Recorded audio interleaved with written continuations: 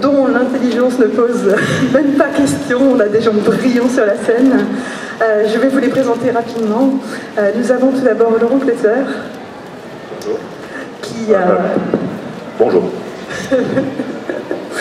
qui vient de recevoir le prix, le Grand Prix Imaginaire cette année, et le prix du lundi, et le Rosny Aîné, rien que tout ça, pour son ouvrage Anamnèse de Lady Star. Techniquement, je n'en ai reçu que la moitié. Et il me dit effectivement qu'il n'en a reçu que la moitié, Puisque le roman a été écrit en compagnie de mon épouse, qui n'est pas présente, mais qui partage l'autre moitié du prix. Mais à la maison, on arrive à réunir les deux moitiés ensemble. Donc voilà Laurent Plätzer. J'ai l'immense plaisir de vous présenter Jo Walton, qui est multi-primé. Alors si je vais essayer de ne pas en oublier un, mais le British Fantasy Award, le Hugo, le Nebula, pour son ouvrage Morwena, qui vient de sortir en français. Qui est sorti cette année en français, donc je vous recommande vivement la lecture si vous n'avez pas encore eu l'occasion de le découvrir. Et dont un autre ouvrage va sortir prochainement, en 2015. En anglais, ce titre Farthing, et en français, ce sera Le Cercle de Farthing. Voilà, Jo Walton avec nous aujourd'hui, et nous la remercions vraiment d'avoir fait le trajet pour venir participer à ces utopiales. Et puis enfin, Jean-Marc Ligny, auteur prolifique s'il en est. J'ai essayé de compter, et puis j'ai arrêté. qui travaille essentiellement, je crois que tes romans portent beaucoup sur les romans apocalyptiques. Hein. Tu aimes bien les choses catastrophiques et tu travailles beaucoup sur l'écologie. Et donc, oui. Ah, ton métro marque pas?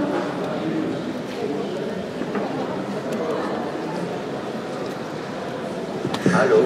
Voilà, ça y est, ça marche, ça va marcher. Et qui a reçu de nombreux prix pour Aquatm, et qui vient de recevoir l'année dernière le prix européen des Pays de Loire pour Exode. Et donc nous allons, avec ces gens brillantissimes, multiprimés, aborder la question de l'intelligence et de la lecture de la science-fiction. Alors, on aurait pu poser la question, est-ce qu'on peut être un lecteur de science-fiction et être bête? Certains m'ont affirmé hier soir que si la science-fiction de l'intelligence, ça se saurait.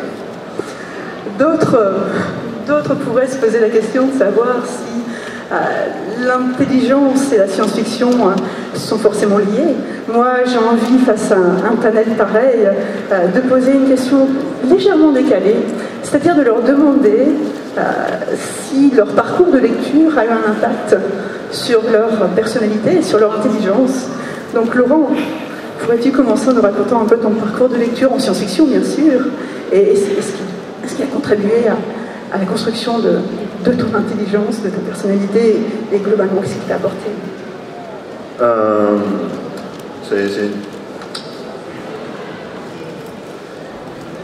Je pense que les livres qu'on lit adolescents sont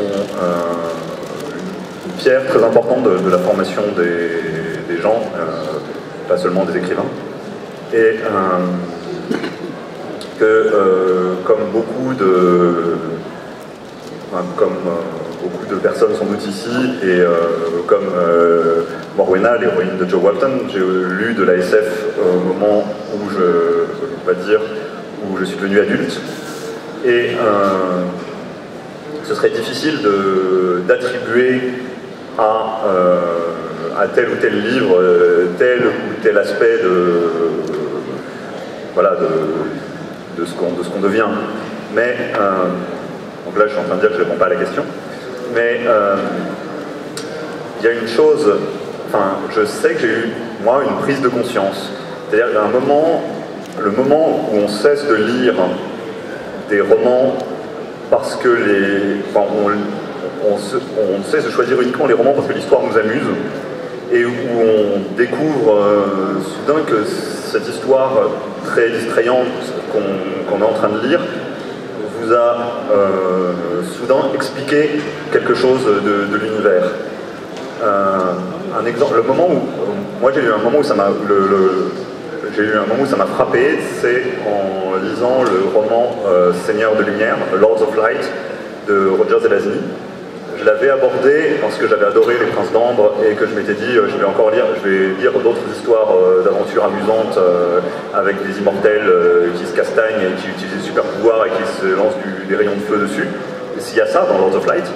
Et en fait, j'ai compris après l'avoir lu que j'avais lu quelque chose qui parlait de la divinité, de la religion, de la relation de l'homme aux dieux, des dieux aux hommes, de ce que c'était que d'être un humain, enfin, voilà. Et là, j'ai compris que j'avais le droit de citer ce bouquin dans mes dissertations de français et de philo.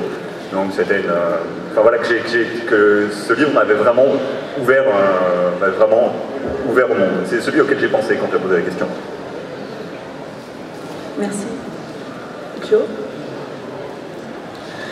Okay, well, as you said, I wrote a book about this. My novel Morwenna has a 15-year-old girl who grows up reading science fiction, and to a large extent she grows up inside the covers of the books, and the books have a big influence on her.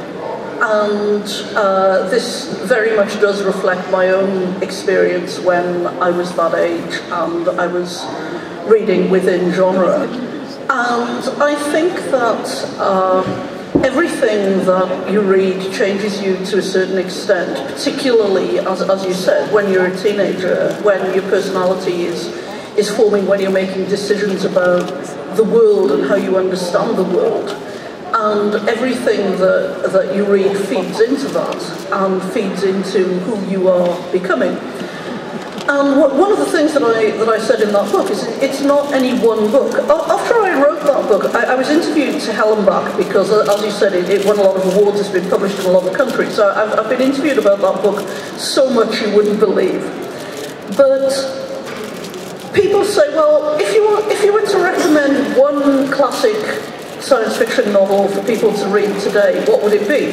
And that's just the wrong question. It's not one book. It's reading indiscriminately a ton of books. And if science fiction does make us more intelligent, I don't think it makes us more intelligent, but I think it makes us more flexible and more able to cope with different futures and things happening that you didn't expect and new things coming along. I know when, in 1989, with the fall of the Berlin Wall, none of the science fiction readers that I knew were worried. Yeah, even though nobody had expected it, it was a new future thing, but it was something history hadn't prepared anybody for. But we were able to cope with the future not being what we'd expected because we'd read books about a lot of different futures already.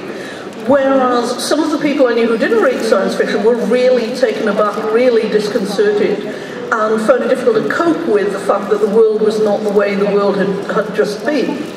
And I've seen this also with people's own lives. I think the way that science fiction readers cope with things like divorce is better because they don't only see one possible pattern for their own life, because they've read about a lot of different futures, not just one future, but a lot of different flexible futures and a lot of different things. And as technology comes along with the internet and so on, you see this kind of reaction among science fiction readers. Merci beaucoup. Jean-Marc?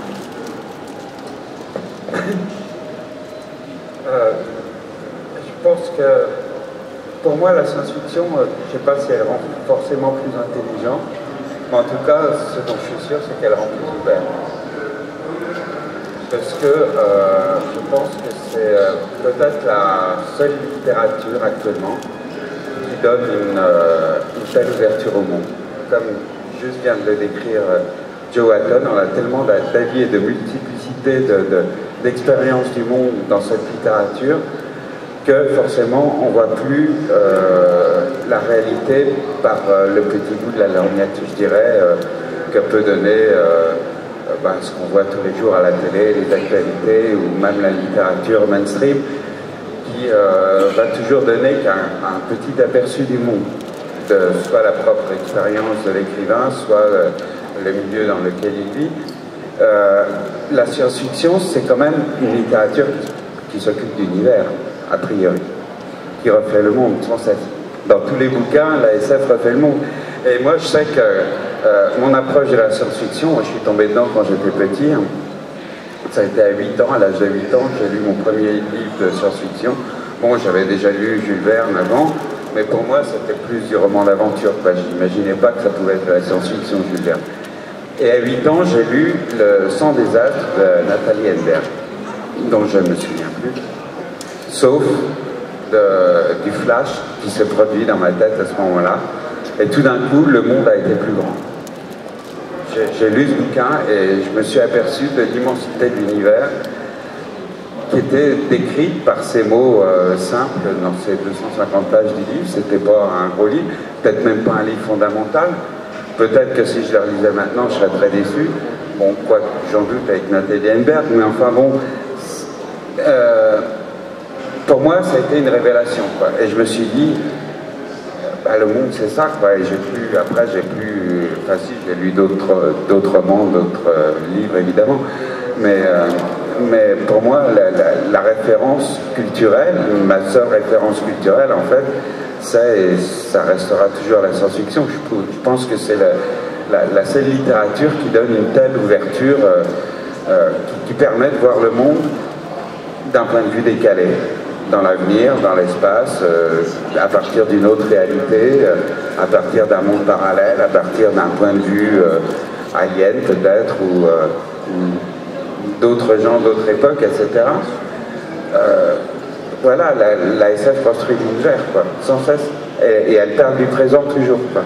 Et je ne vois pas d'autre littérature qui parle aussi bien du présent et du monde actuel, réel, que le fait la science-fiction. Donc voilà, en tout cas, elle rend plus informé, plus ouvert et